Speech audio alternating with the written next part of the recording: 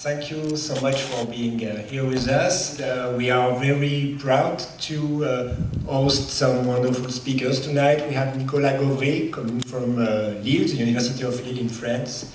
We have Nancy Hertzog from the University of Washington, and we have our very special Dean of Teaching and Learning, Franck Gendre. We will talk about IQ, we'll talk about intelligence. At some point, I'm sure that we will think about what is intelligence, how can we measure it. So thank you again, and I hope you will enjoy this conference. And Nicolas, I invite you to join.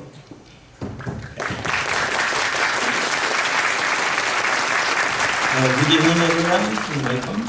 It's a pleasure to be here with you today. Whether you are a teacher, a parent, or both, or neither, you share something important. You are people who care a great deal about children. And that, I think, is the right starting point for what I want to talk about today. Over the next hour, we are going to explore a question that may sound trivial, but turns out to be surprisingly deep. What does it mean to be gifted? To get there, I'd like to start at the top, from genius, and then work my way back to where it really matters. The classroom, the home, and the child in your life. And there you are, the menu. So, what is genius? Historically, genius referred to something almost divine, a spirit visited artists and thinkers and temporarily granted them extraordinary powers. Convenient, but not terribly scientific. The first serious attempt to study genius empirically came from British scientist Francis Galton in the late 19th century. In 1869, he published Hereditary Genius. And yes, the title tells you exactly where he was going with this. Galton's question was simple. If a family produces one genius, does it tend to produce others? He studied family trees of judges, scientists, poets, musicians, and found a clear pattern. Genius, it seemed, ran in families. Now, you may find it amusing, or perhaps entirely fitting, that Francis Galton himself was a half-cousin of Charles Darwin. One does wonder whether that family connection gave him a personal stake in his own conclusion. His methods, by today's standards, were far from perfect. But the core finding that intellectual talent has a heritable component has held up remarkably well. For Galton, a genius was someone who produced great intellectual achievements in science, philosophy, literature, and who was recognized by their peers for having done so. There's also an element of fame in Galton's definition, but I think the heart of it is this. A genius is someone whose work has left a mark on human culture. And that leads us to a key distinction. To be a genius, you need talent, which I'll define as the capacity to produce something exceptional, important, original, complex, and perhaps a little revolutionary. Is genius linked to madness? You've probably heard the idea of the tortured artist, the genius who can barely function in daily life. It's a compelling narrative. It was given its most influential form by Italian psychiatrist Cesare Lombroso, whose 1864 book, The Man of Genius, argued that exceptional intellectual achievement often pairs with mental instability, say depression, mild forms of schizophrenia, and so on. How did Lombroso reach this conclusion?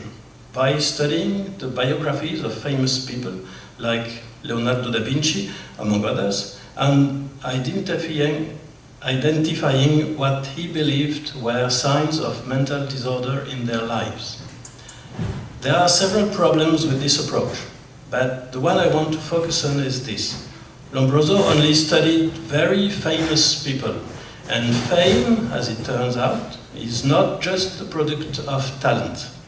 To become truly famous, you typically also need certain personality traits: ambition, self-promotion, a drive to be seen and heard.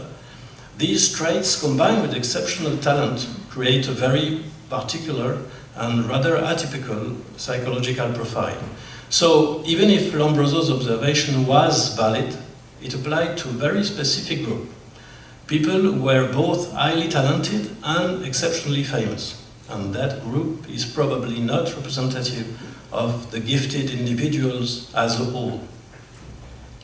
People who have the potential to develop exceptional talent, but who may never compose a famous symphony or revolutionize physics. The genius equals madness idea is at best a distortion. At worst, it's a harmful myth, and one that has damaged our perception of and support for gifted children. We'll see more of that later. Summing up, a genius is someone who has produced a major intellectual achievement, genuinely impacting human culture. To achieve this, they need talent, the capacity to produce something exceptional. And talent, we'll see, doesn't materialize out of nowhere. This gives up the beginning of a chain. Something may lead to talent, talent may lead to genius. The question now is, what is this something? What are the ingredients, the raw materials, if you will, that make talent possible in the first place?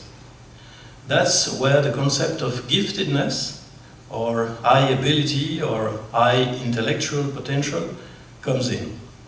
Giftedness is precisely that set of underlying capacities that may, under the right conditions, give rise to talent. So far, we've established one thing. To become a genius, you need talent. But there is a question that might sound obvious. Does having talent alone guarantee you'll produce anything remarkable? Of course, not at all.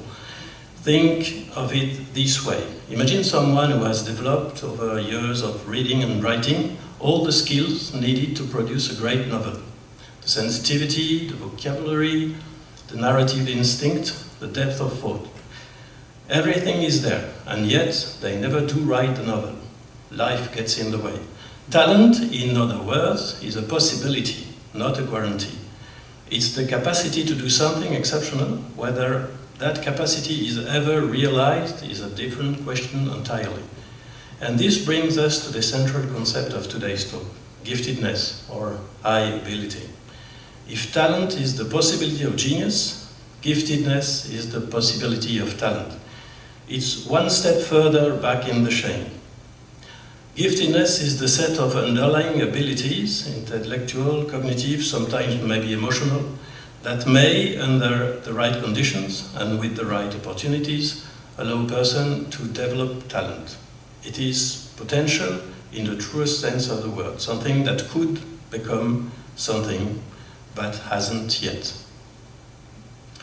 To understand how potential becomes talent, or sometimes doesn't, let me introduce Canadian researcher François Gagné, who spent decades building what he called the differentiated model of giftedness and talent, or DMJT.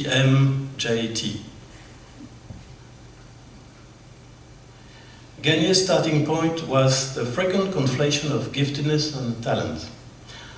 Though related, they are not interchangeable.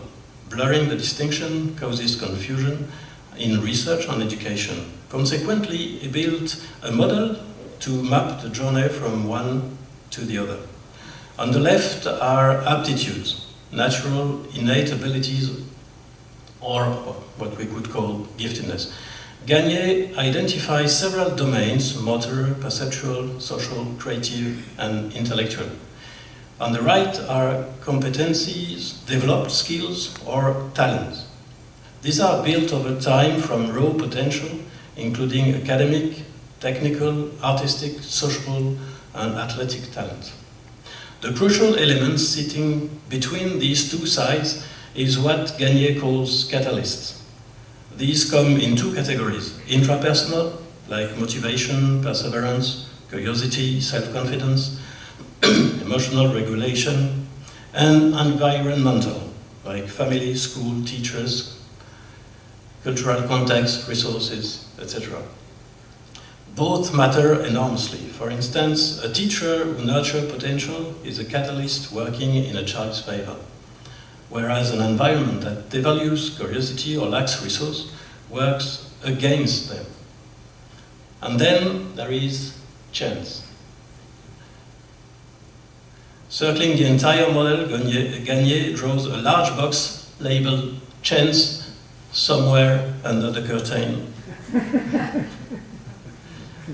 Over there. I love this because it's honest. It's the social sciences. In social sciences, we have tendency to build elegant models that imply kind of rational, predictable logic. Just do X and then Y will ensue. But Gendre acknowledges that we all know, deep down, to be true, a great deal of what happens to us is simply luck. The family you're born in, the teacher you happen to have in your third grade, the book you stumble across in the right moment, the friend who introduces you to mathematics, music, or literature, these are not things you plan or control, and yet they can determine whether a gifted child gets to develop their talent or whether that potential quietly fades away unnoticed and unused. This is, I think, a humbling and important point, especially for educators and parents. You may be one of those catalysts. You may act as the piece of luck making the difference. So, here is our chain now complete. Giftedness with catalysts, effort, and some luck may lead to talent, and talent with effort, opportunities, and more luck may lead to genius. Giftedness is the possibility of talent. Talent is the possibility of genius. Each step requires something more: work, support, circumstances. None of it is guaranteed. And this is why the concept of giftedness matters, not because every gifted child will become a genius, but because without understanding and nurturing that underlying potential, some of them never will. The potential will simply remain potential. We've been using the word giftedness somewhat loosely. It's time to be more precise. What exactly is intellectual giftedness? Researchers have been arguing about this for decades, and in many ways they still are. David Hyundai, a US researcher, mapped the giftedness landscape and found competing schools of thought rather than an unified field. He identified 9 tensions, which is fundamental disagreement among experts. Here are 4 key examples of tension. Tension 1. Is giftedness something you are or something you have? Some view it as a stable trait, like hate, that changes little over time. Others see it as a fluid and context-dependent. A child might appear gifted in one environment, yet unremarkable in another. This debate directly impacts how we identify and support gifted children. Tension 2. Is giftedness general or domain-specific? Some believe intellectual giftedness is a broad, flexible capacity applicable across subjects like mathematics or philosophy. Others argue it is always domain-specific, meaning exceptional potential in one area, like biology, may not translate to others, like music. Tension 3. How should giftedness be measured? Some researchers favor standardized, validated tests with clear thresholds. Others argue that this is too simplistic, contending that giftedness is too complex for tests alone and requires looking at achievements and school performances, the whole picture. Tension 4. Is giftedness emergent or reductionist? The emergentist view holds that giftedness arises from the interaction of so many factors that it cannot be reduced to a short list of variables. Conversely, reductionists, as me, believe that despite despite its complexity, we can identify and measure the key variables that define it. Despite these tensions, researchers have gradually converged toward a working consensus. Not perfect and not endorsed by all, but practical, scientifically grounded, and useful. Let me first walk you through one model I find particularly elegant, although not the one we'll keep.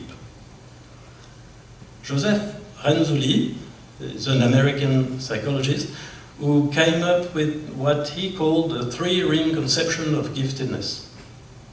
I genuinely like this model. It's clear, intuitive, and captures something that feels true. His argument is this: the potential to produce something truly exceptional requires three ingredients to be present at the same time. Ring one, above average intelligence. You need strong cognitive abilities, the capacity to understand complex material, to reason carefully, to learn quickly. Without this, you simply can't reach the level of mastery required to make a real contribution. Necessary, but not sufficient. Ring two, creativity. Intelligence alone, Renzulli says, will make you a reliable, capable person, a good engineer, a competent professional, but it won't make you someone who proposes something new. For that, you need creativity. The ability to generate original ideas, to see connections others miss, to approach problems from unexpected angles. Ring three, task commitment. Perhaps the most underappreciated ingredient. Intelligence and creativity give you the potential to do something remarkable, but potential without effort stays potential. What Renzulli calls task commitment is what we might call drive, grit, or passion, the capacity to work deeply and persistently on a problem, to keep going when it gets hard, to care enough to see it through. Now, and this is an important nuance, all three rings need to overlap. You need your intelligence, your creativity, and your commitment, all pointing toward the same domain.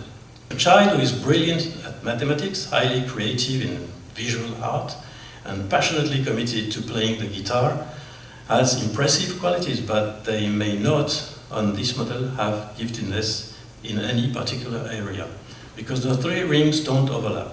Intersection is what matters. In practice, Renzulli's model is genuinely useful and has been adopted by several countries to identify and support gifted students. It makes intuitive sense to teachers and parents who recognize these ingredients in children who stand out. However, there is a significant problem. For a psychologist, the model lacks a clear assessment procedure. Creativity tests are not very reliable, and task commitment often fluctuates over time. Furthermore, there is no standardized way to ensure that intelligence, creativity, and commitment are all directed toward the same domain. In other words, despite its elegance, Renzulli's model is hard to operationalize.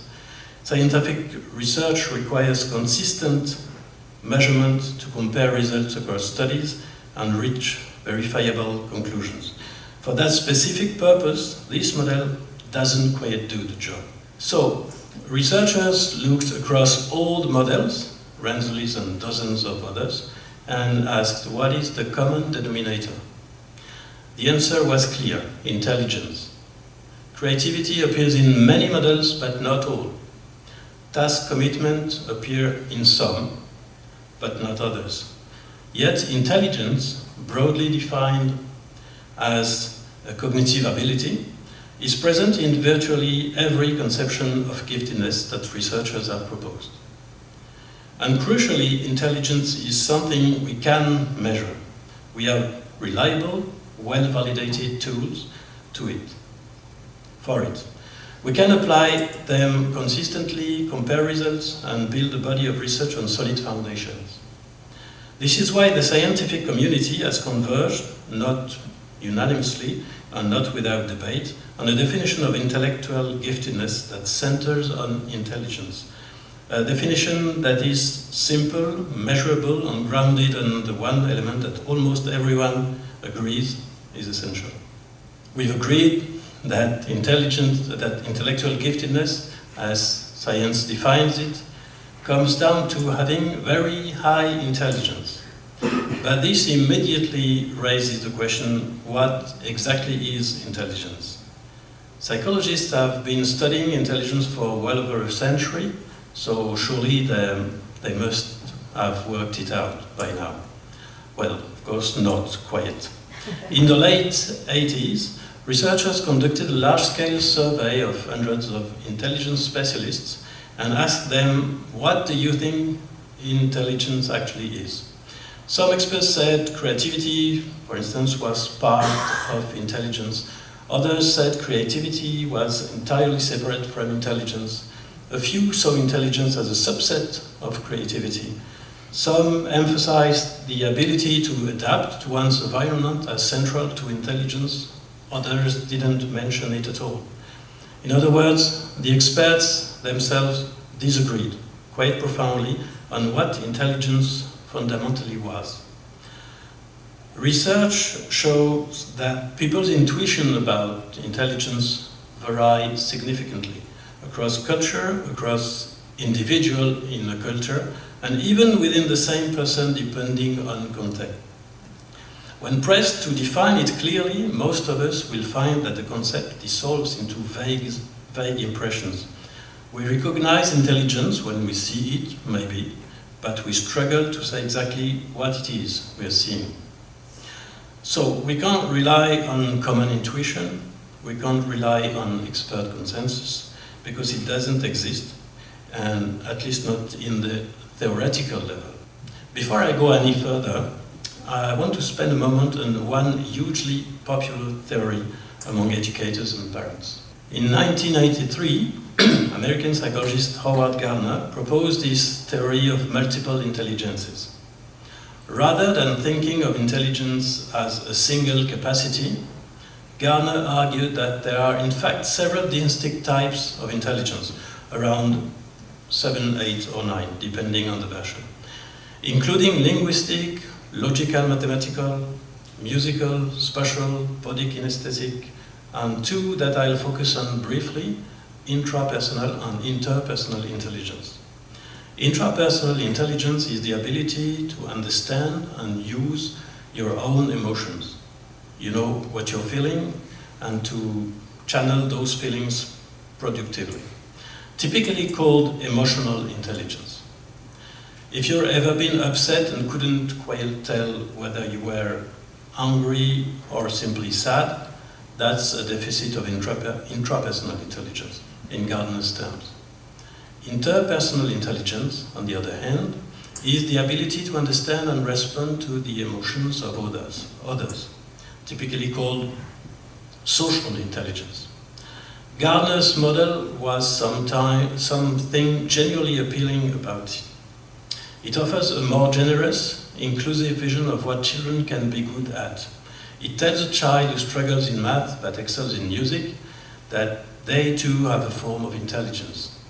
For educators who are frustrated by narrow, test-based definitions of academic success, this is an attractive framework. And yet, the scientific community refutes this model. Why? Issue 1. The intelligences are not independent. Gardner's central claim is that these intelligences are uncorrelated. However, empirical testing shows the opposite. People who score high in one area tend to score high in others. This positive correlation suggests a single underlying general factor. When confronted, Gardner argued his intelligences cannot be measured by standardized tests, which means they cannot be studied scientifically or proven right or wrong. Issue 2. The motivation for calling intelligences intelligence was social, not scientific. Gardner admitted this his starting point was a concern that school overvalue math and linguistics over arts and social skills. To give these skills equal prestige, he relabeled them as intelligences. While this may be a worthy educational goal, simply changing a label from skill to intelligence is not a scientific argument. So, experts can't agree on a theoretical definition of intelligence. The most popular alternative model, multiple intelligences, is scientifically problematic. However, one approach did work out, and it didn't start with theory. It started with data, and this is one of the most compelling stories in the history of psychology. Imagine you want to measure intelligence with no preconception of what it is. So you design a battery of tasks, each one capturing something that might be related to intelligence, without committing to a single definition.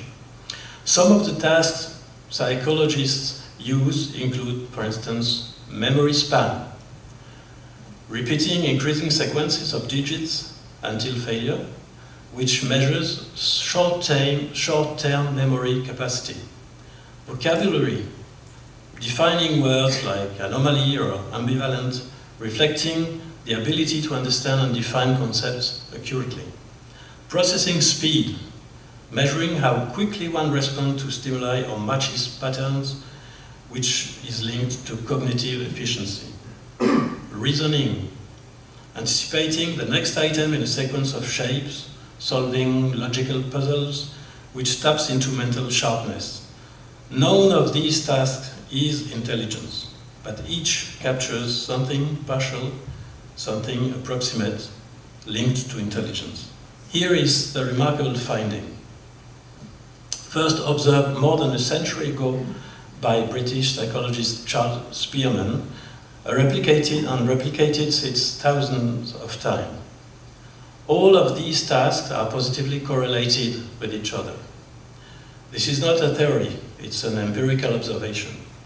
People who do well on memory tasks tend to do well on vocabulary tasks.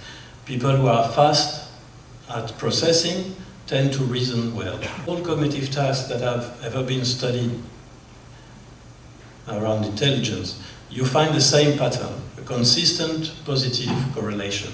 The question that naturally follows is why? The answer by psychologists, and that has held up remarkably well, is that all of these tasks have something in common. They all draw to varying degrees on a single underlying factor, a kind of general cognitive power, a baseline mental capacity that influences performance across all intellectual tasks. In psychology, this is called the G factor. G is for general. It was identified by Spearman in 1904, and it remains one of the most robust findings in all of behavioral science. Think of it like physical fitness. Your performance at running, swimming, cycling, and climbing all depend on many specific skills, technique, muscle groups, coordination, but they also depend on something more general. Your overall cardiovascular fitness, your basic physical capacity. The same goes for G, a general cognitive fitness that underlies all specific intellectual performances. Now, G is not directly observable. You can't simply point to it and measure it with a single question. But what you can do is give someone many different cognitive tasks and average the results. That average, that aggregate of performance across many different tests, gives you a reliable estimate of G. And this is precisely what an IQ test does. When someone takes an IQ test, the most widely used being the Wechsler scales, they complete a series of subtests covering memory, vocabulary, processing speed, reasoning, and spatial ability.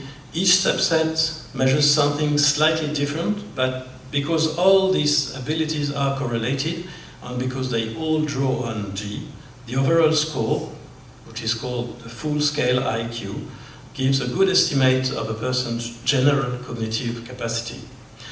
The IQ scale is designed so that the average score in the population is 100, with a standard deviation of 15. This means that roughly 68% of the population scores between 85 and 115, within one standard deviation of the mean. And about 2.3% of the population scores above 130, more than 2 standard deviations above average. Let me be clear about one thing. An IQ score does not capture the entire breadth of a person. It says something specific about this person, roughly where they sit relative to the general population on general cognitive ability. That's meaningful information, but it's one piece of a much larger picture. And yes, a single number can seem reductive. The test designers know these too, which is why a full IQ assessment actually paints a more nuanced profile of an individual's cognitive strengths and weaknesses. But it tends to converge toward the overall score because G is real and influences all of them. We've defined intellectual giftedness as the potential to develop exceptional talent in the intellectual domain. We said that intelligence was central to this potential, present in virtually every scientific model of giftedness. We then asked, what is intelligence? And we found that the most scientifically grounded answer is intelligence is, in the relevant sense for us, is the G factor, general cognitive ability, as measured by IQ tests. In a nutshell, a person is considered intellectually gifted if their IQ is 130 or above, ranking them in the top 2.3% of the population. Is this definition perfect? Of course not. A threshold of 130 is to some extent a convention. There is nothing magical about that precise number. But it gives us something invaluable, a common, consistent, replicable way to identify and study gifted individuals. And it is this definition, IQ above 130, that I will be using for the rest of this talk. We've defined giftedness. We know what it means scientifically to have a high IQ. Now comes the question that probably matters most to you as educators and parents. What do gifted children actually look like? Let me start with the idea that gifted students tend to fail at school. In France, Belgium, Switzerland, and to some extent here as well, it has become commonplace. Many parents are convinced that their child's difficulties at school originate in their giftedness. The idea has become so entrenched, and as someone who has spent years studying this, I find this confounding, because the scientific evidence against it has been overwhelming over a century. But let's not get ahead of ourselves. Let's look at the actual science carefully and methodically. When researchers started a systematic study of gifted individuals, they quickly identified two competing frameworks, two broad hypotheses. The first is the vulnerability hypothesis. It argues that while intelligence is a resource, being part of a different minority can cause gifted children to feel out of place. This can lead to social difficulties, isolation, anxiety, or depression that outweigh cognitive advantages. Thus, giftedness is seen primarily as a risk factor. The second is the resilience hypothesis. This framework contends that the cognitive resources of high intelligence are powerful enough to offset the challenges of being different. In this view, gifted individuals are better equipped to handle adversity, navigate social situations, and regulate emotions precisely because of their intelligence. Giftedness is, therefore, seen primarily as an asset. The central challenge in studying gifted individuals is this. How does one locate them?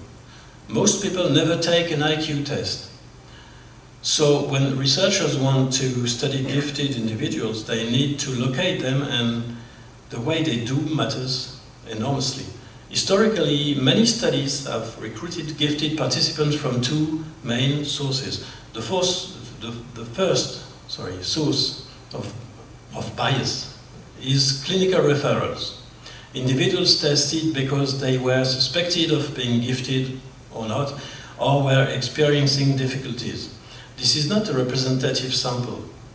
Children referred for difficulties are overrepresented, while those suspected of giftedness often show only visible signs, causing quieter, discreet, gifted children to be missed.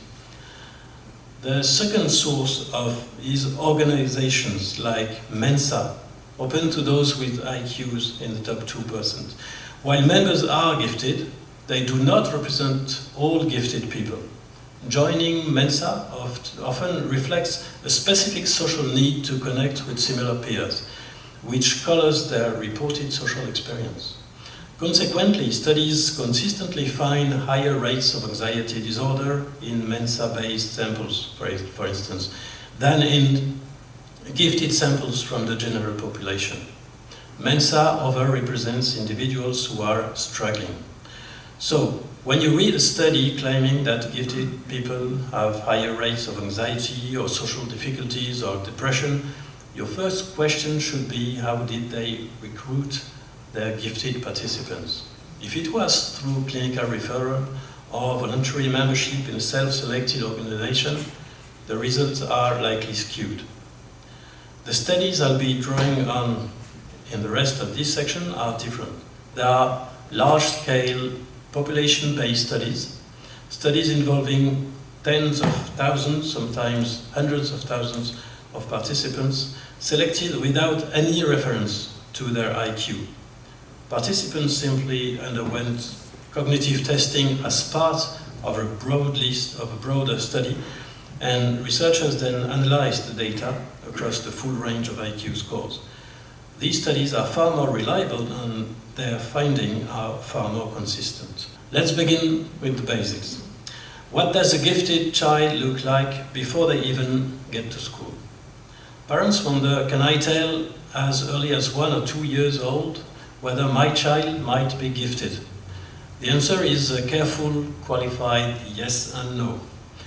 Yes, in the sense that gifted individuals as a group do show earlier developmental milestones. They tend to walk earlier, talk earlier, read earlier, produce more complex sentences earlier. This has been documented. A gifted child may show signs of this precocity from the first year of life. But here is the crucial statistical point. The starting probability that any given child is gifted is 2.3%. Now, if I learn that a child spoke very early, let's say at 10 months, instead of the typical 12 or 14, it can update that probability upward. Perhaps it rises to 4% or 5%. That's a meaningful increase. I've roughly doubled the probability. But the child is still very probably not gifted. A probability of 5% means a 95% chance they are not. The lesson here is subtle but important. Characteristics that are more common in gifted people are usually not reliable identifiers of giftedness. The logic doesn't run in both directions. Most early talkers are not gifted. None of the characteristics I'm going to describe can reliably identify a gifted child. The only tool we have for that is an IQ test. Now, what about the brain? Neuroimaging research has revealed some differences between gifted and average IQ brains. But these differences are consistently quantitative rather than qualitative. The structure of the gifted brain is the same as that of any other brain. What differs is efficiency. Signals travel somewhat faster, likely because of greater myelination of neural pathways. Different brain regions are somewhat better connected. The brain itself tends to be slightly larger on average. The brain tends to be slightly larger. More powerful, more efficient, better connected, but not fundamentally different in kind. Think of the analogy of an athlete's muscles compared to those of an average person. Same structure, same mechanism, but more capacity, speed, and power. What about genetics? Is giftedness inherited? The honest answer is partly. Twin studies and genome-wide association studies that scan hundreds of thousands of genetic variants simultaneously, both confirm that IQ has a significant heritable component. Many hundreds of genes have been identified that each contributes a tiny amount of IQ variation. There is no single intelligence gene, but the cumulative genetic contribution is real and non-negligible. At the same time, the environmental contribution is equally real and equally non-negligible. When you grow up, what you eat, where you grow up, what you eat, how you are stimulated, what resources you have access to, all of this matters. Giftedness is neither purely genetic nor purely environmental. It is both. Now, one question parents sometimes ask first. Do gifted students do well at school? Based on over a century of research on millions of students across dozens of countries, the answer is absolutely yes, consistently and substantially. Higher IQ is associated with better academic performance at every level of IQ. A child with an IQ of 80 performs better on average than a child with an IQ of 70. A child with an IQ of 150 performs better than one with an IQ of 140. This relationship holds true at every age, from preschool to university. It holds across every academic subject: mathematics, science, language, art, history, philosophy, music, and yes, even sport. Although not that much. I'm not saying that every gifted student excels. Some gifted students do underperform. They achieve less than, some achieve less than their IQ would predict for various reasons we'll discuss next. And a small minority genuinely struggle. But these are the exceptions, not the rule. Beyond academic performance, are gifted individuals different in other cognitive ways? Predictably, yes. In ways that follow directly from their higher general cognitive ability. They tend to have a better sense of humor. I say tend to because I haven't found so much studies about this, but it makes conceptual sense. Humor requires speed, vocabulary, abstract thinking, and the ability to make unexpected connections, all components of general intelligence. They tend to solve practical problems more effectively, understanding how something works, figuring out new devices, navigating in unfamiliar systems. This is sometimes called practical intelligence, and it correlates with IQ.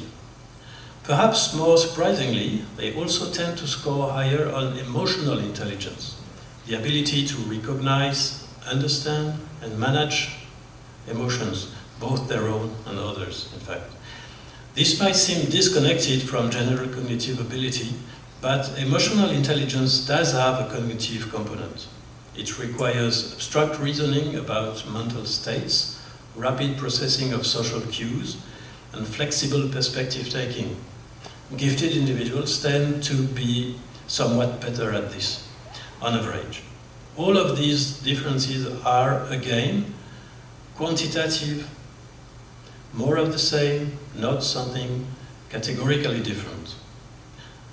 Now, let's turn to personality, where I suspect you may have the strongest pre-existing expectations. Psychologists have developed a well-validated framework for describing personality using 5 broad continuous dimensions, often called the Big Five. 1, openness to experience, curiosity, imagination, the desire to explore new ideas and have new experiences. High scorers are intellectually adventurous. Low scorers prefer the familiar. Conscientiousness, reliability, discipline, attention to detail, the preference for doing things carefully and well. Extraversion, the tendency to seek stimulation and positive experiences in the external world through social interactions, activity, and novelty. Agreeableness, warmth, cooperativeness, tendency to be considerate of others' needs and feeling. And then, the last one, neuroticism, which is the emotional instability, tendency toward negative emotions, anxiety, irritability, moodiness. Across multiple meta-analyses, pooling data from dozens of studies, researchers have compared gifted individuals to the general population on all 5 dimensions. The only dimension on which gifted individuals consistently score differently, and in this case higher, is openness. Gifted people are, on average, more curious, more imaginative, interested in exploring new ideas and experiences than the general population. That's it, just one dimension. Not a dramatic personality profile, not a tortured, isolated, anxious genius, but somebody on average who is more curious. Beyond the Big Five, researchers have looked at more specific traits. Let me highlight 2 that come up consistently in discussions over giftedness, because popular belief about both of them turns out to be substantially wrong. Sensitivity. Many believe gifted individuals are unusually fragile or easily overwhelmed. Research shows that it is only true in a positive direction. They show higher aesthetic sensitivity, being more moved by beauty, art, and music. However, emotional overflow, the difficulty of handling intense situations, is not elevated in this group. Gifted individuals actually tend to score slightly below average on being destabilized. They are more moved by beauty, but not more overwhelmed by difficulty. Perfectionism. This is a crucial distinction, there is a crucial distinction between 2 types of perfectionism. On the positive side, adaptative perfectionism this is the setting of high standard and striving for quality. This is more common in gifted individuals, and it's a positive trait that drives achievement. On the other hand, the maladaptative perfectionism is a paralyzing fear of failure that prevents production. This is actually less common in gifted individuals than in the general population. In summary, gifted individuals are often more demanding of themselves in productive ways and less inclined toward perfectionism that inhibits action.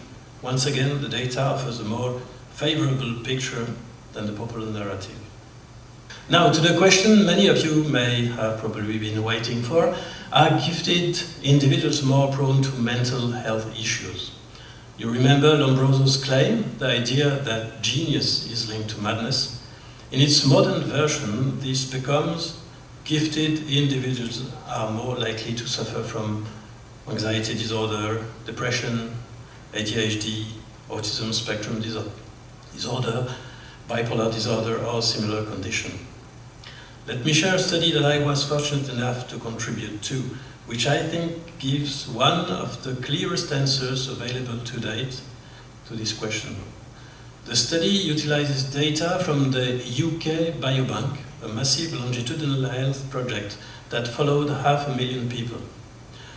From this population representative sample, IQ scores were calculated from approximately 260,000 participants. Crucially, none were selected based on giftedness. In fact, most were and are unaware of their gifted status.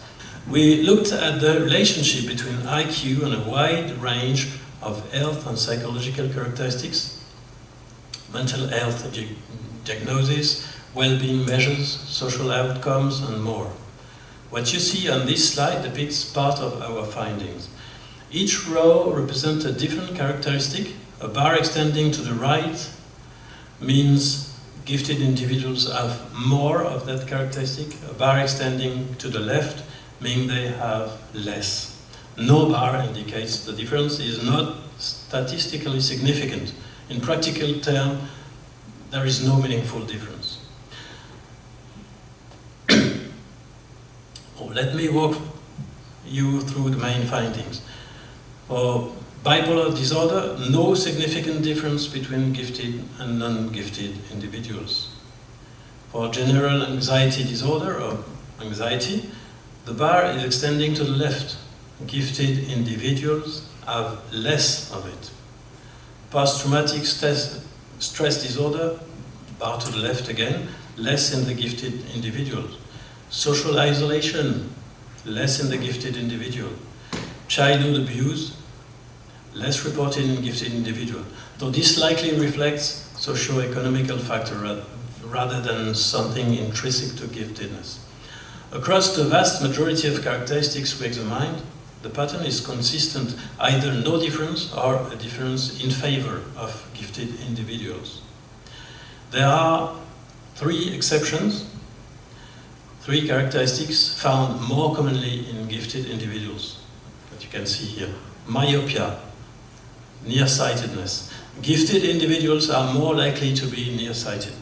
I can't give you a confident explanation for this, but it has been replicated across many studies, including Lewis Terman's famous central longitudinal studies that began in the early 20th century. It's real and puzzling, and I don't fully understand it. Eczema and allergies, again, more common in gifted individuals, again, replicated across studies, and again, not well explained. That's it, myopia and allergies. Against the backdrop of lower anxiety, lower social isolation, no elevated rates of depression or serious mental health condition. Where does all this leave the vulnerability versus resilience hypothesis we started with? The evidence is clear and has been accumulated for decades. The resilience hypothesis has far more empirical support. Giftedness, on balance, is an asset.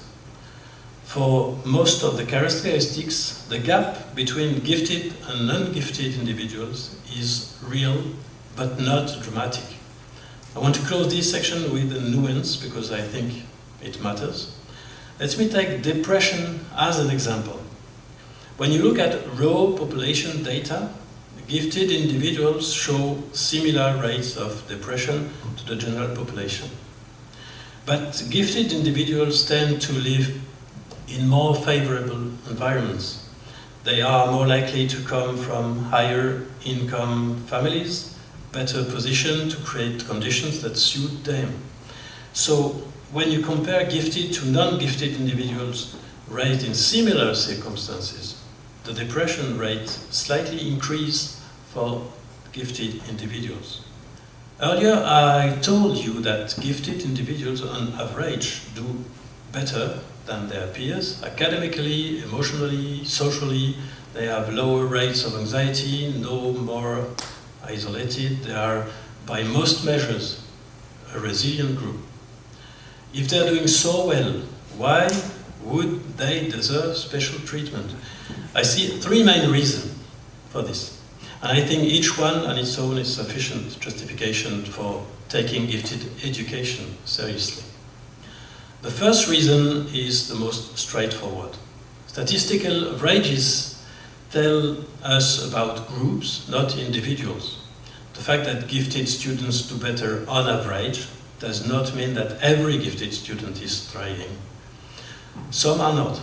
A gifted student can struggle for many of the same reasons any child can.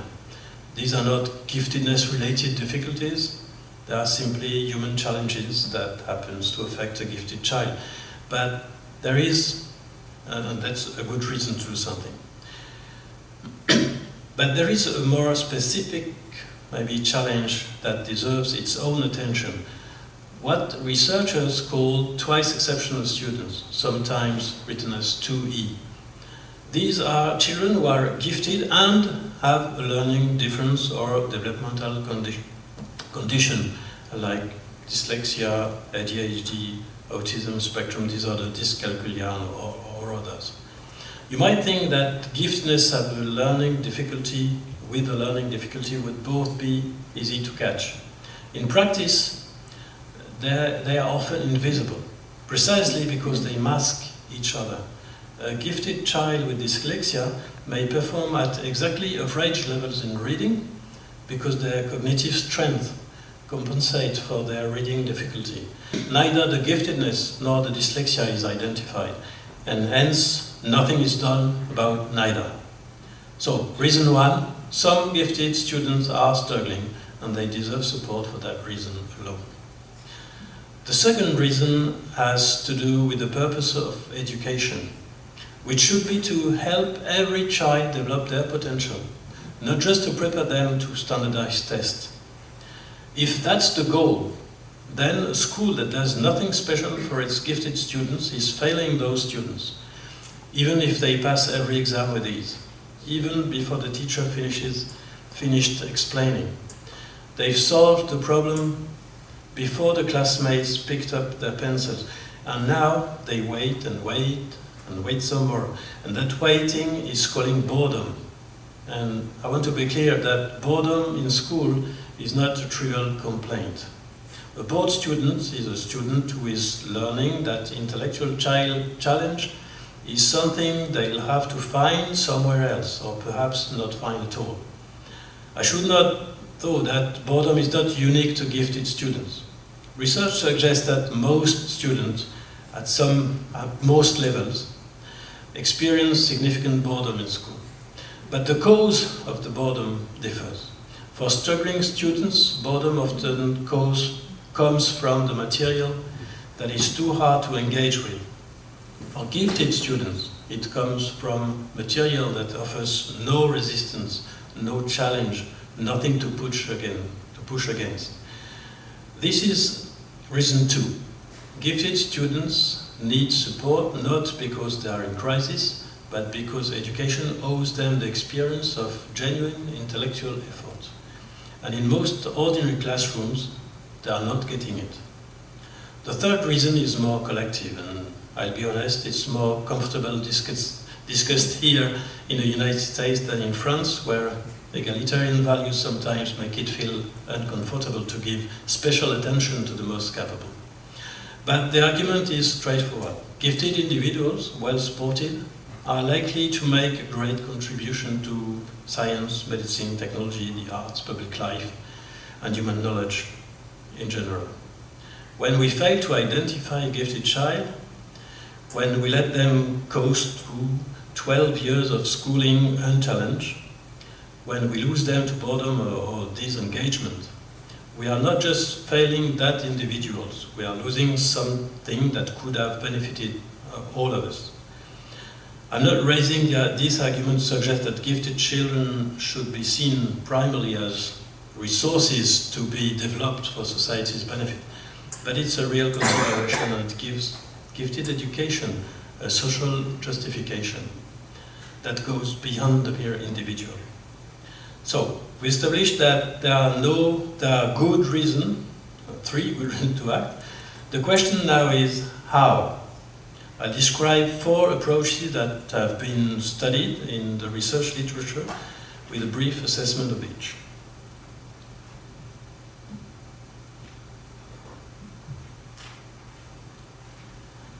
Approach 1, differentiation. This is the most fundamental and inclusive approach, benefiting all students within a shared classroom. Teachers calibrate material to fit each student's needs, ensuring tasks are challenging but not overwhelming. For gifted individuals, this means moving beyond standard exercises to explore deeper extensions and applications once they have mastered core concepts. The evidence for differentiation is strong, as it improves outcome across all levels without removing students from the regular classroom. Approach 2, grouping. This involves placing gifted students together in separate classes or specific ability groups. While academic standards often rise because teacher can move faster, there are significant trade-offs. A student's self-concept may decline when they are no longer at the top of their peer group. Furthermore, removing high achievers may lower the performance of the remaining class, as gifted students often act as intellectual catalysts. Approach 3, enrichment. Enrichment adds intellectual stimulation outside the standard curriculum through clubs, workshops, or competitions. It provides necessary cognitive nourishment and allows gifted students to meet peers with similar interests, addressing potential social isolation. Meta-analysis consistently show that enrichment has strong positive effects on both academic and social-emotional development. Approach 4, acceleration. Acceleration involves moving through the curriculum faster, such as via grade skipping or advanced subject placement. While parents often fear social harm, large-scale studies indicate that thoughtful, case-by-case acceleration produces positive academic outcomes without causing emotional or social damage. 4 approaches, each with its evidence base, its strength and limitations. In practice, the best outcomes tend to come from combining them, using differentiation as a foundation, adding enrichment for intellectual and social nourishment, and considering acceleration for students who are ready for it. No single approach is comprehensive, no single approach works for every gifted student. What works is sustained, informed, and individualized attention to the child concerned. We have covered a lot of ground so far. We began with the genius, with Galton's 19th century study of hereditary talent, and asked what separates a genius from the rest of humanity. We traced a chain from giftedness, the underlying potential, to talent, the developed capacity, and to genius, extraordinary achievement. And we saw through Gagne's model how chance, environment, and personal catalysts shape whether that chain ever completes itself. We queried what giftedness actually was and found that despite decades of debate, tensions, dozens of competing models, the enduring popularity of Gardner's multiple intelligence, the scientific community has settled for a clear operational definition. Intellectual giftedness is a very high general cognitive ability measured by IQ, with a threshold conventionally set at 130. We explored what gifted individuals are actually like, biologically, cognitively, emotionally, socially, and found consistently that the popular narrative of the tortured, misunderstood, struggling gifted child is not supported by the data. The data shows a group that, on the whole, navigates life somewhat better than the average, not without difficulties, but with more resources to meet them. And we ended up solving the paradox. Gifted students tend to do well, yet they still deserve our attention, because some of them are struggling, because every child deserves to be genuinely challenged by their education, and because the potential they carry has value for themselves and for everyone else around them. And I would like to close with this. At the heart of this talk today is a child who thinks quickly, asks difficult questions, and often feels out of place. They may appear in control or have fine grades, but they still have the fundamental needs of any child to be seen, challenged, valued for what they are. Research sends a simple message. Gifted children are not a problem to be managed or a category to be filed away.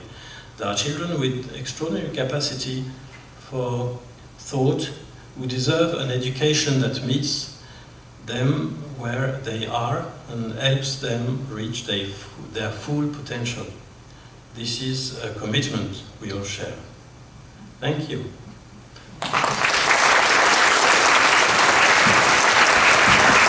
Thank you for that fascinating and very, very thorough presentation. And thank you to the French American School of Puget Sound for hosting this conference. My name is Katharine Barrett. I will be moderating our post-keynote panel so we can discuss this and other issues related to high intellectual capacity, giftedness, and how to best serve these students and children as educators and parents. I, just by way of introduction, have had my own career in a line of inquiry, if you will. I spent over 25 years as a producer and reporter for CNN, both in New York and in the Pacific Northwest. I've also reported for PBS, Reuters, and Al Jazeera America. I have volunteered as a community board member for Puget Sound KUOW, our public radio station, and the Overlake School. And I'm also a proud parent of 3 children, adult children now. So I'm very much looking forward to this. Let's get to it, and I will introduce our panelists. And we'll call you to the stage. First up, Franck Gendre is Dean of Learning and Teaching at the French American School of Puget Sound. He leads curriculum, pedagogy, and professional learning across all grade levels, and he has held teaching and leadership positions in French and in international schools. He oversees the school's highly capable program and has long been dedicated to supporting students of high intellectual capacity with advanced learning profiles or children who learn outside the box. I'm interested to hear what you have to say about that. A commitment also informed by his experiences as a parent. And we are joined by Dr. Nancy Hertzog. Please come up.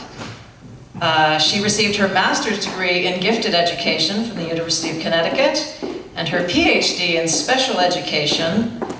Her research examines current practices and policies in gifted education. From 1995 to 2010, she was on the faculty of the Department of Special Education and directed University Primary School, an early childhood gifted program at the University of Illinois at Urbana-Champaign. She won several curriculum awards from the National Association for Gifted Children and joined the University of Washington in 2010 as a professor of learning sciences and human development and the director of the Robinson Center for Young Scholars. Her current research focuses on equity and access to advanced learning opportunities in schools. And finally, Nicolas, you may come back, please, and join the panel, and we will carry on, and hopefully we will shed some light, literally, on the subject. Thank you all for being here. I'd like to start by asking Nancy, since you are also steeped in this research and practical curriculum aspect of gifted education, what stood out to you from that keynote as it relates to your experience and research? Questions or thoughts, please? I really enjoyed it, and I took lots and lots of notes. I think one thing that stood out for me was I totally agree with you about all the myths. You know, that we're in total agreement that especially sensitivities and overexcitabilities and all of that, you know, I really think that that's important. The other thing that I'm coming away with, I'm going to go home tonight and tell my husband he meets the definition of genius. He just won the Breakthrough Prize in Fundamental Physics, the 2026 Breakthrough Prize, just 2 weeks ago. So your definition of contributing something, I'm going to say, hey, you know, that's it. Because we never talk about intelligence. And in fact, I'm curious how many adults know what their intelligence score is. So I have 2 boys, and I think and I'm a student at Joe and Zuli's. In 1979, I got my master's degree. So, and David Dye is a very good friend of mine, So I've had a lot of work with thinking about how do we translate models of gifted education into classrooms. I'm first and foremost an educator. So what stood out to me was two questions. I'm not sure I can ever live with the definition of giftedness as IQ, and we can talk about that later. And I had a 2.5-pound baby. So that idea that we can base our instruction on potential or test for potential, or I had no idea if he would even survive. And so I think my focus on wanting to make sure that everybody gets the rich instruction is because I can't determine what somebody's capacity or potential is. So those are things that stood out to me. Thank you so much. We'll delve more deeply into each of those areas. And Franck, let's ask, just to put this in current context, how does the French American School approach educating high intellectual capacity students, and what is the school's philosophy about that, and when and how are they identified here? Okay. So first of all, I want to say that I feel very humble next to those people, because I'm not a researcher, I'm not a specialist. But actually we are very motivated at FAST, which is to me the key of this thing, is that we decided to establish this program, and quickly. And so we started this program with Brice, our head of school. And immediately we were like, where do we want to go? What's the most important? And that's true that the question, and I'm very glad to realize that what we decided to do is totally, do we say inadequation in English? No, it's totally aligned to what you present and all your conclusion and all that. That would have been a problem if we were totally separate. And to tell the truth, Nicolas came yesterday, we had an audit about our program and to discuss it. So yeah, we were facing all those questions, to use to select the kids, what kind of special track we want to define. So all those questions that are in the keynote we talked about. And to us, if I had to say one main idea about our program, is that in no way we want to do a program where the kids are separated from the rest of the other kids. We are not a school or a program where we isolate kids. And to be honest, I'm not necessarily a fan of school who segregate kids by boys, girls, but this is just my opinion. But yeah, our goal was really to have a program where the kids are still very involved in their own class with their own teachers, because the teachers and the parents, but the teachers are really key in this process. And it's really to have a special program for these kids, but keeping the link with their class. We have been doing that for 7 months, and I hope we succeeded. We still have a lot of things to do, things to consider about who's going to really do it, and we are not hyper-reactive yet with the parent enough, but it's been 7 months, and I don't know if I answered your question. You did, absolutely, bravo, and we'll get more granular with that. I'm going to start asking this of Nicolas, but anybody else can jump in afterward. It sounds like the IQ test is your gold standard for measuring that G factor, that G intelligence quotient, but worldwide, because it is standardized. But is there cultural variability across the globe in either results or efficacy or usefulness in different cultures, different parts of the world? And I think Nancy has thoughts about this, but first, just from your experience and your research, is that global standard of the IQ test variable within cultures or not? There have been, over the decades, the different versions of the tests have been improved so that they are less and less culturally dependent. But I guess there is, to some extent, still culturally unfair, but I think it's now relatively okay. So it is iterative. They do change it as they learn more. Yes. Okay. And Nancy, I believe you have thoughts about this and about who perhaps is left out of this process. So another context is I focus predominantly on young children, and I don't want to predetermine a young child at age 5, 6, their giftedness based on how they do on one test. So that's my whole context is, by the time children come to kindergarten, they know their brains are, very, very developed, but they come with such differences that it's hard to say, okay, I'm going to separate, I'm going to make a bucket of gifted in this state, we call them highly capable, and a bucket of non-gifted, and think, that there is a big difference between the 129 and the 130, if I use your definition. And in the United States, or every state has different policies on gifted. Some states don't have any policies, any mandates. Some states have IQ as a mandate.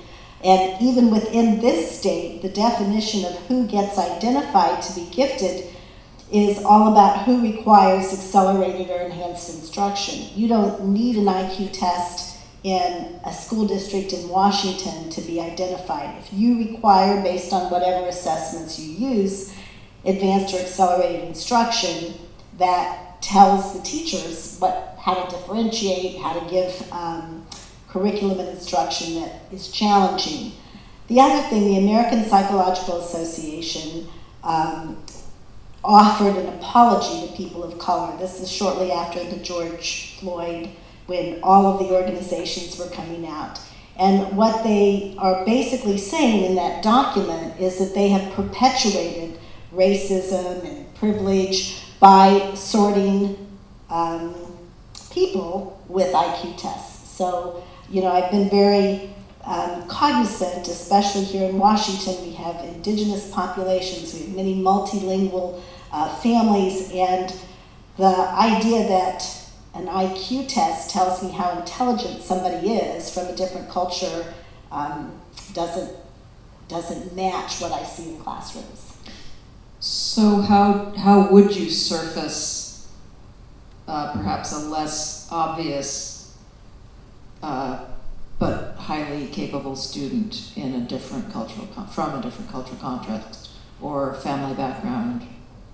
I think families are good sources for telling us what their children need and what their children can do, and I focus on documentation in classrooms where teachers are observant. I focus on curriculum-based assessments, criterion-based assessments.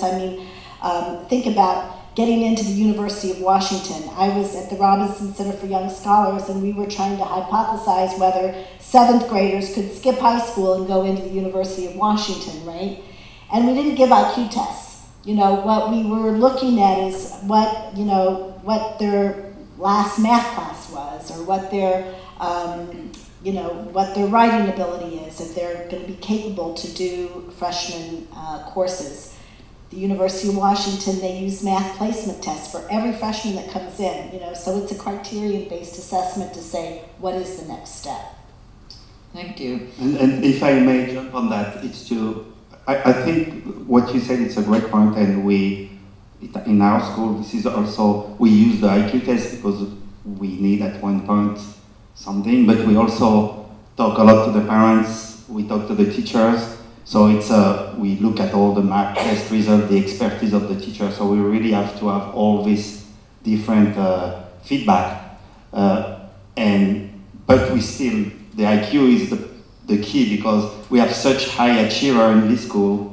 We would end with 120 kids if we were in the program. So that's why we also have this. But I agree 100% with you that the meeting was with the parents and all the meetings with the teachers is great to determine if a kid, and we have one student who been admitted in the program and does not feel extremely well, and so with discussion with the parents, we don't know if we're going to continue or because it's a conversation, it's a partnership between everybody.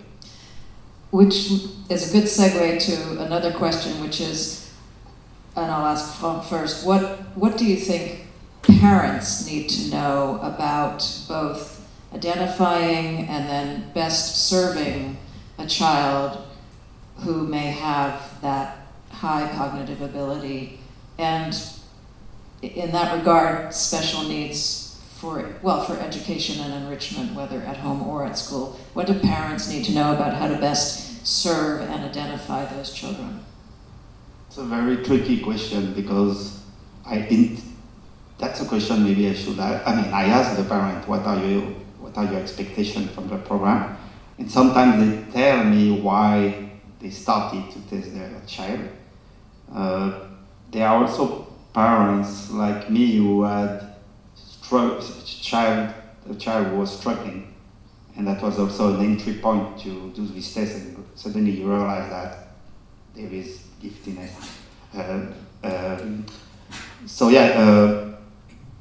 I think we need as a school to be extremely clear about what is the program, and to have, once again, this partnership with the parents and what do they want, what they expect from the program, and what they expect. Another point that is extremely hard, and I'm really impatient to talk to you about that, is how to explain once the children enter the program, to explain to them why they're in the program. Because the parents usually, they have the test and, oh, you go with Frank and with this guy, and I'm with these kids, and I'm like, what have been said at home and what. So I think it's a really key. It's all about communication, like setting expectation, and we definitely need to talk. And Nancy, I'll throw this to you. How has our understanding and practice of educating highly intellectually capable children changed and evolved over the years, where we are now versus where maybe we were? Well, you set the timeline, but I do think the biggest change is and I serve on the board of the National Association for Gifted Children. I think the biggest change in the field is this wanting to get away from IQ as the as the definition of gifted, for, again, various reasons. I have worked with school districts where they take the COGAT, it's called the Cognitive Abilities Test. It's supposed to not be an IQ test, but it was standardized based on questions from IQ tests. And the teachers never get the results.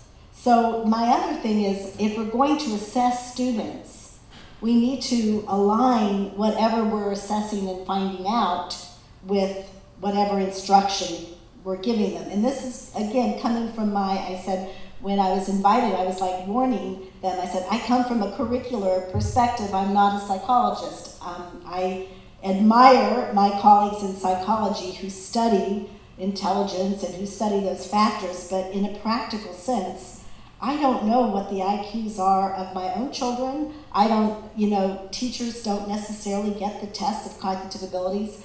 The fact that you're a fast processor, you still might not be 2 years ahead in math, or the fact that you have dyslexia doesn't mean you can't understand complicated text. You may not be able to read it and write in the same way. So, I'm also very focused on individual needs, and I wonder, and I've been questioning the field of why we put a comparative definition. Why do they have to be higher than their peers? Or, why does there have to be, like you said, everybody in your school might meet that margin? Why do you need to find a top 10%? They probably all need acceleration. They probably all need that.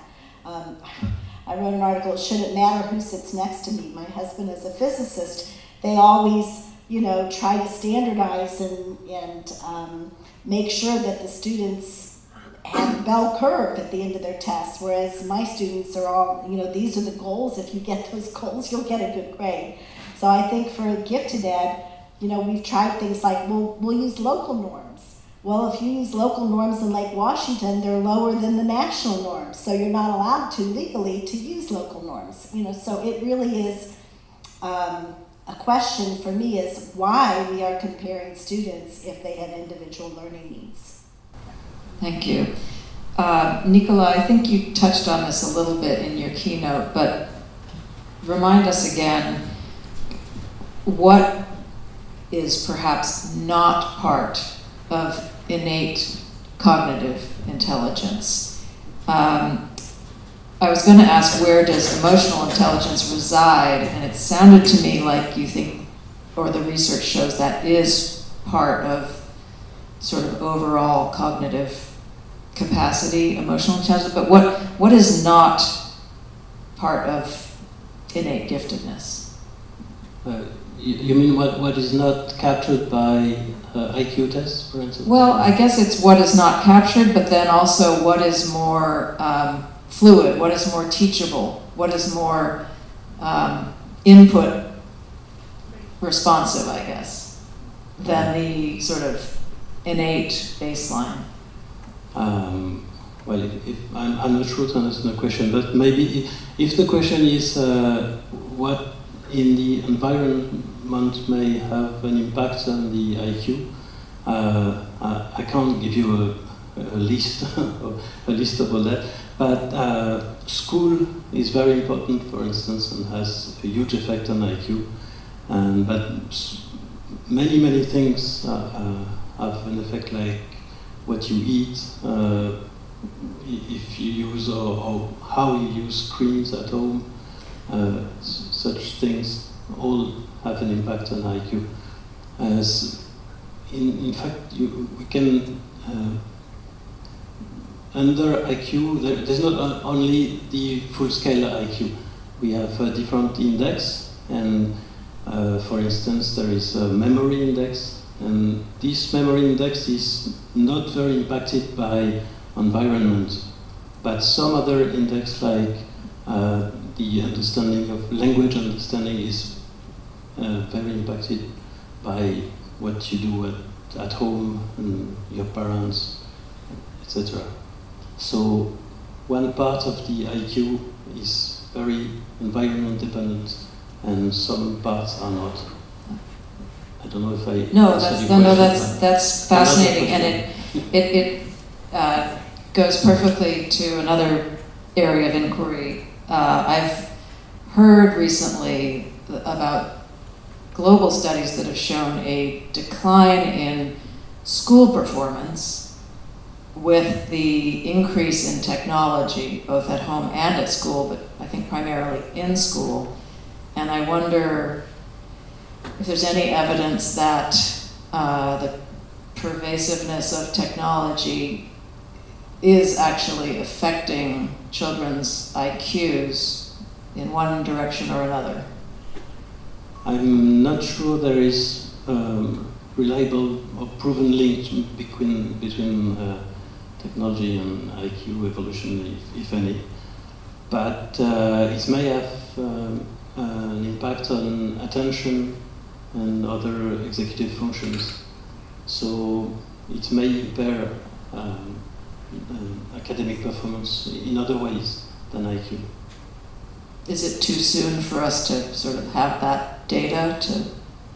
I think it's very complicated. So, for instance, using screens may have different effects depending on how you use the screen. It's for game or watching documentary, and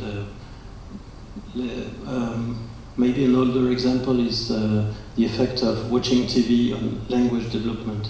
And it had mainly negative effects if the child looks at the screen alone, but if it was with the family and discussions before and after, maybe they looked at it, it has positive impact on language development. So there are many confounding variables. Thank you. Franck, do you have thoughts about that? Oh, that's how we call that, the serpent man in English. Rail? That has been the question in education. I mean, I started in education in 2000, it's very convenient to remember where I started my career. And I have heard this all these years.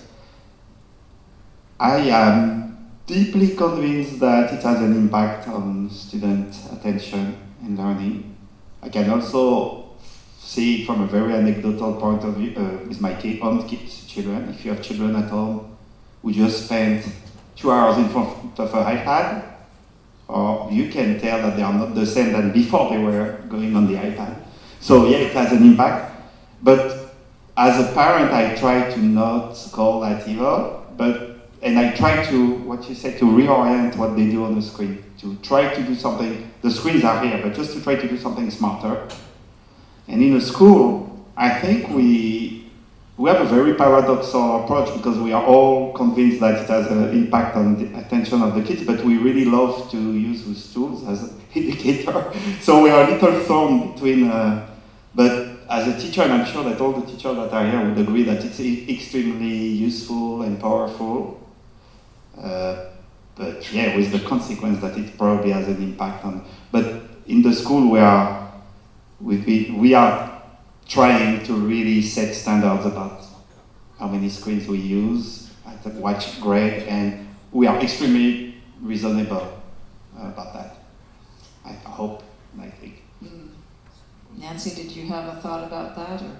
The thought I have is just, and this is what I think is most important, is empowering teachers to design environments for children to really thrive and be challenged.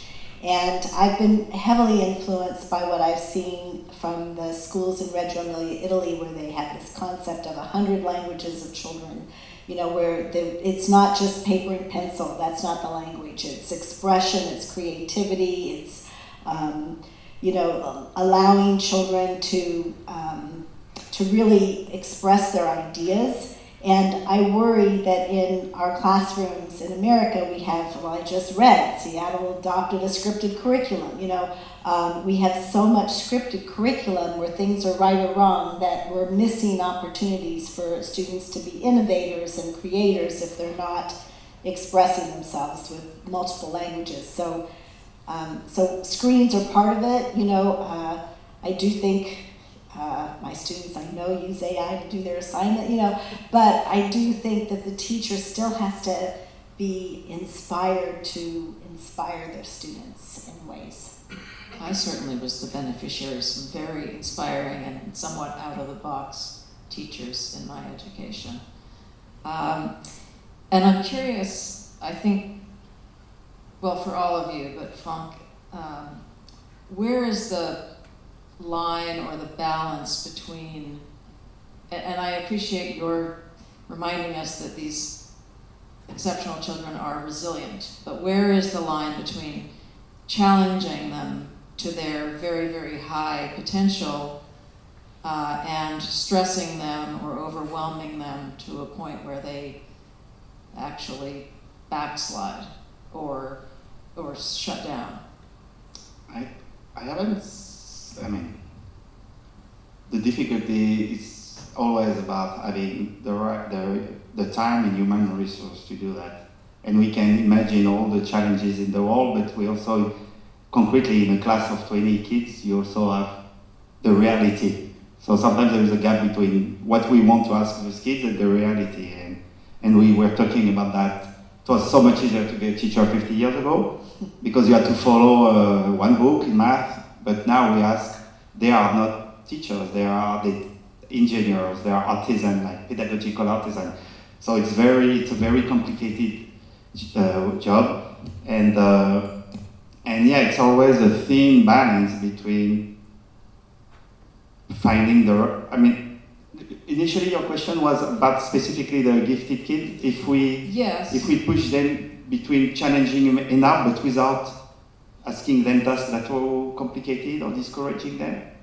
I've been working with these kids only for 7 months, and I haven't seen yet in what I do. I see only extreme motivation to the point that when I forgot to take them with me, they run after me, and are we doing that today? So far, I have seen only extreme motivation, and I could nourish them beside with one student for who it was apparently not his best, the way he wanted to work, and we respected that.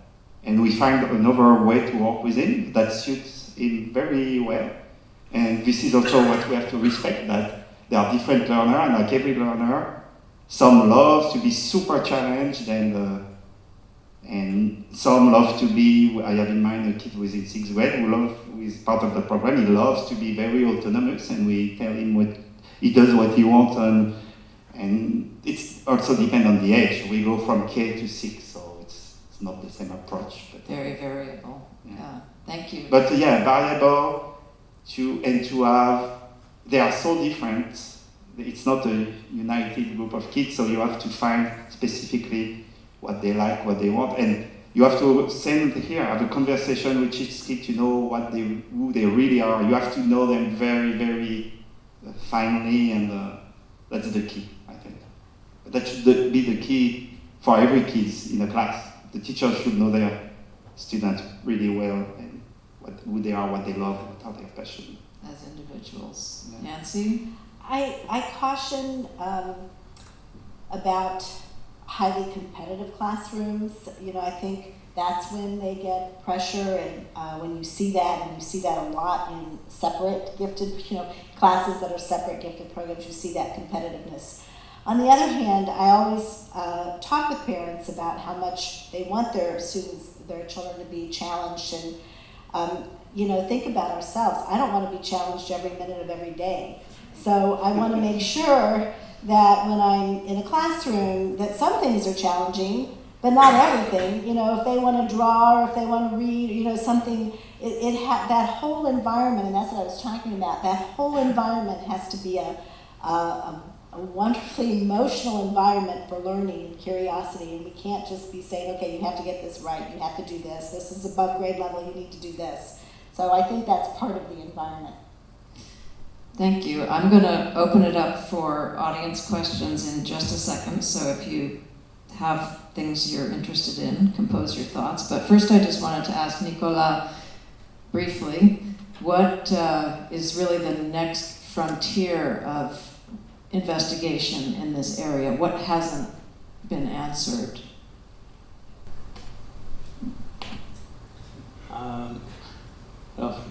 From my point of view, I'm just more interested in just describing gifted children than finding the right way to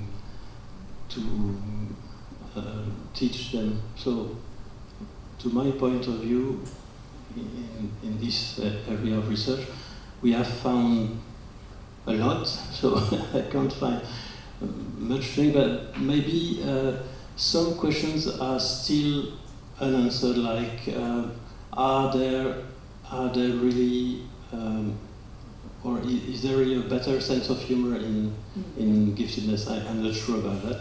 And about sensitivity also, I only found one study about sensitivity and giftedness, so maybe this is an area we could explore more.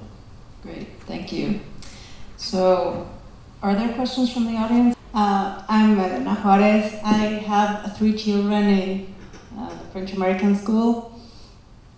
My question is, we got 2 of my children assessed in the University of Washington Child Development Clinic for autism, and they asked us to do an IQ test because it would be really helpful to understand them. I really want to know how much I can ask from them, so I think that I really need that test too.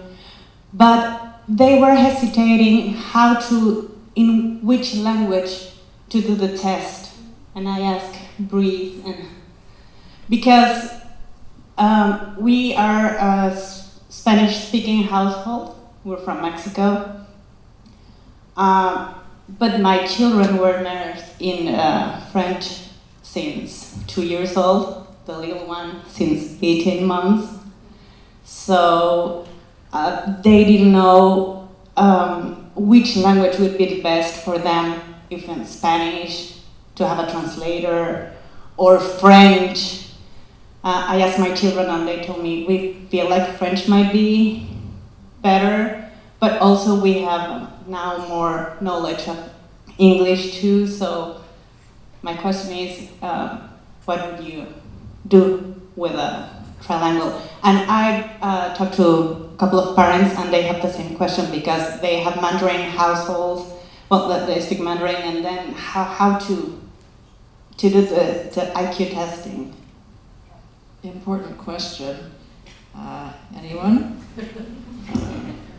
Well, normally it should be in the mother tongue, native tongue, but in your case, and I think you're not alone, it's a tricky question, and maybe, I guess you will agree with that. Maybe it's a case in which there is no perfect solution, and maybe you will, whatever you do, underestimate the IQ, because you should normally be perfectly at ease with the language you use for the test. And so if you're not perfectly at ease with 3 or 4 languages, say, and you pick one of them, maybe you will underestimate the IQ. But I don't think there is a solution to that. Would it make a difference whether it is the language spoken at home versus the language of school? Well, it's complicated because some of the tests ask to understand and describe words, and maybe some of them you may learn at home and some at school, so it might be difficult. Sorry, I have no solution. Could they do both? That might be onerous, but I wonder if both would. You can pass. Take the test twice because there is an effect of. Oh, familiarity. Yeah. Do they have? Oh, I see it. do they have online tests to solve this problem of language, that it can have an impact on the result of the IQ? So, for instance,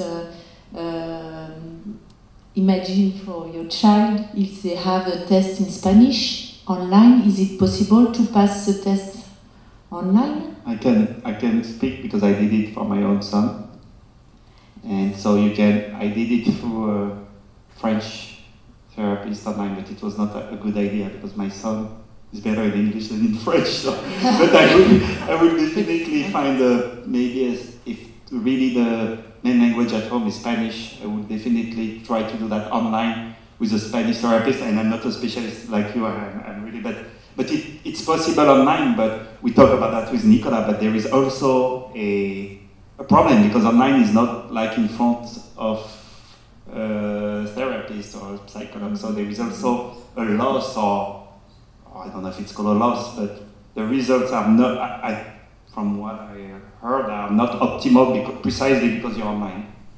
But I don't know the quantity of the loss, the percentage of loss, I have no idea. Thank you for that. Are there other questions? I think we have time for one more. Thanks. My question will be, given the age of AI, how do you think it's impacting our kids, and how should we leverage this? Because at home we do have debates, let's say, for my daughter Julia, she's super interested in a lot of topics, but sometimes I feel, we are not able to support, but we have ChatGPT. How about let her interact with ChatGPT directly? But we are not really sure if it's a good idea. Maybe, let's say, in my working environment, 2 different type of things I have been observing. So we leverage too much, and we are less critically thinking by ourselves.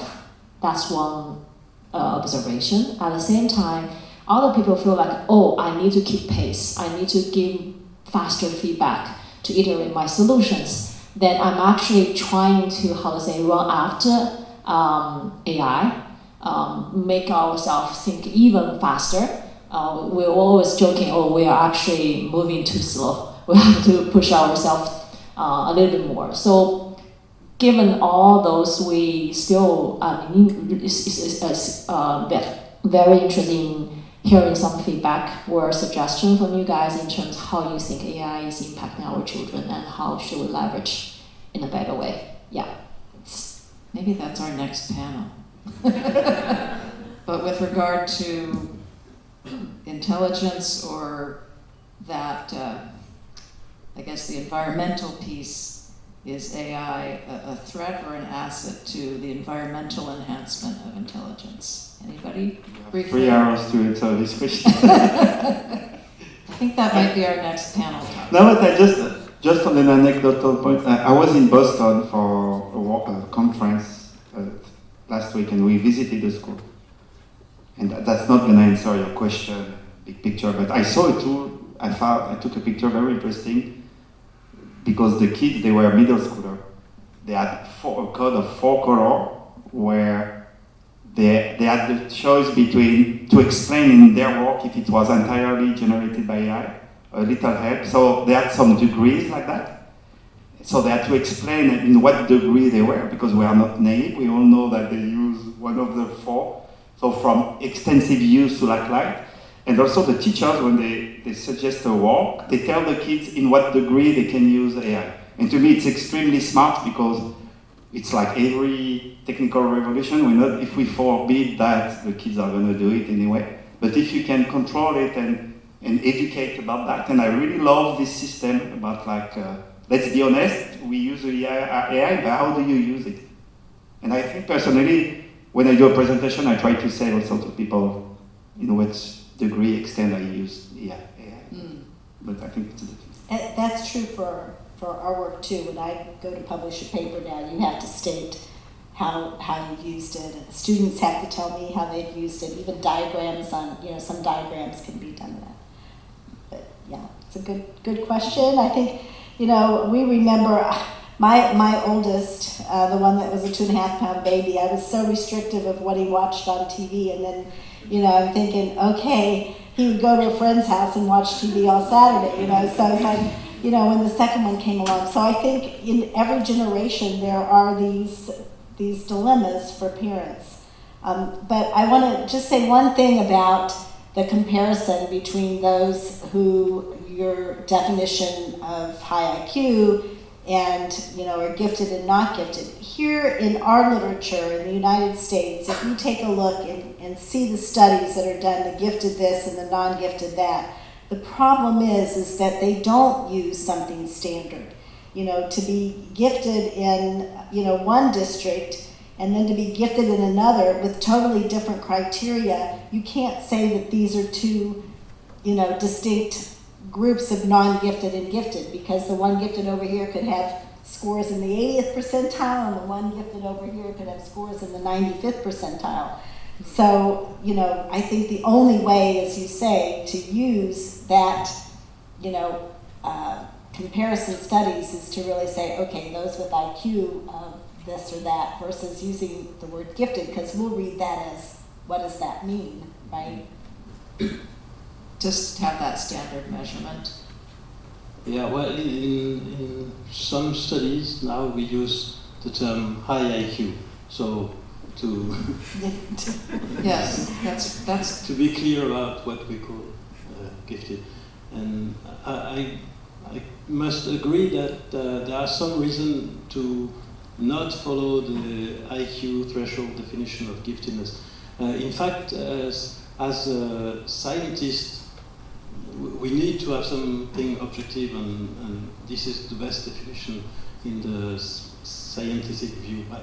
But as an educator, of course, some students with IQ below any threshold may benefit from what we can do for gifted students too, and some with high IQ would not. So I agree with that. And there are two different views, the scientific and educative views, I think. Which is what we started to do in kindergarten. We had the 2 kids I was working with worked on a project, and then we brought the project to the regular K class, and that was great to see, because it's very powerful and The two kids were very humble about that. I love that they were not like bragging or anything, or they were just showing what kids they were doing, and the other kids did it. And I loved how the activity they did benefited to everybody. And I think if we can have this back and forth between the program and the regular class, and to make it fluid, and I like that. Yes, as your word was there, being catalysts for the whole. I like that too. And I'm afraid we have run out of time. This has been so fascinating. We could carry on for a long, long time, I'm sure, but I'd like to thank Nicolas Gauvrit, Nancy Hertzog, and Franck Gendre for your For the pronunciation. and thoughts. Merci. Merci à tous for coming, and we'll just and thank you to the French American School of Puget Sound. And we're just going to have are we going to have a farewell remark?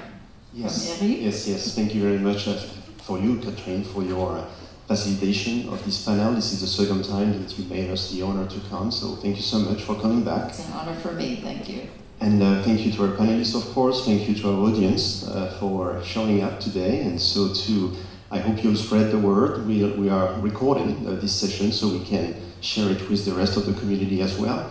And so in just extending my thanks, I would like to thank, of course, Franck and Brice for leading this ICAP program. And I would like to say, because we heard a lot today, and so I would like to try to summarize what we do at FASPS, which is to, Nancy, you mentioned challenge and thrive. This is exactly what is in our mission, to challenge our students to excel academically and thrive in French, American, and international culture.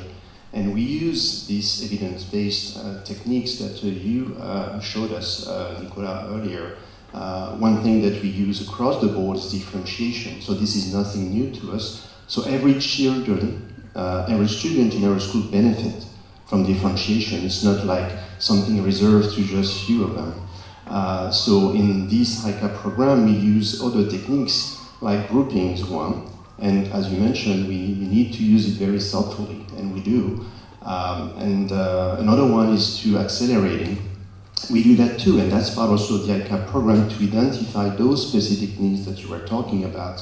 So this holistic approach that we are using to meet our students' needs the best we can. So thank you to, of course, our teachers, because they do that every single day. We are all learning together. So let's continue this effort. Thank you very much, everyone.